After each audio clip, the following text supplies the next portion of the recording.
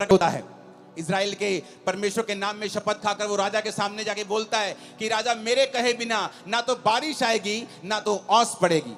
लेकिन उससे पहले वो एक बात और कहता है एक आयत में तिशबी एलिया जो गिलाद के प्रदेशियों में से था, उसने अहाब से कहा इज़राइल का परमेश्वर यहोवा जिसके सम्मुख में उपस्थित रहता हूं।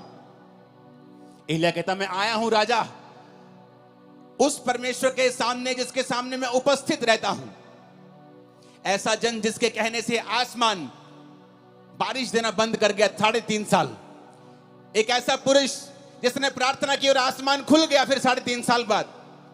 वो पुरुष जो कोई वीआईपी नहीं था, किसी राजाओं के खानदान से नहीं था, किसी प्रॉफिट से खानदान से नहीं था, एक आम आदमी एकदम से पहला राजाओं 17 में उसका जिक्र होता है कि तिशबी एलिया नाम का एक पर्सन सीधा राजा के सामने जाके हियाव के साथ हौसले के साथ खड़ा होता है और कहता है राजा उस परमेश्वर की शपथ जिसके सामने मैं उपस्थित रहता हूं।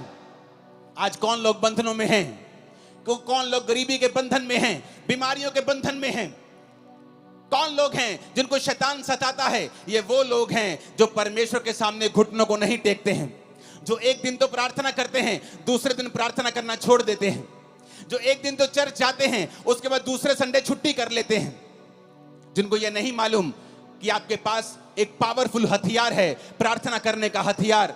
आपके पास अधिकार है, आपके प्रार्थना के प्रभाव से बाइबल कहती है बहुत कुछ हो सकता है। लेकिन आज शैतान ने विश्वासियों को भटका दिया है। आपका फोन आपकी प्रार्थना का स्थान ले चुका है।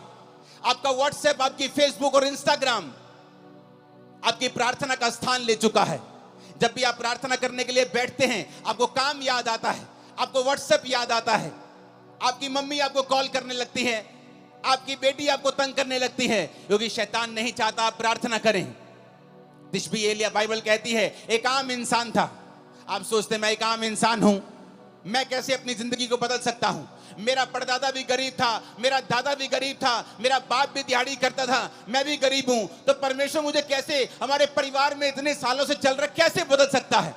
लेकिन वचन कहता है एलिया भी तुम्हारे समान दुख और सुख भोगी मनुष्य था, लेकिन जब उसने प्रार्थना की मेघ ना बरसे तो मेघ नहीं बरसा, जब उसने प्रार्थना की मेघ बरसे तो मेघ बरसा।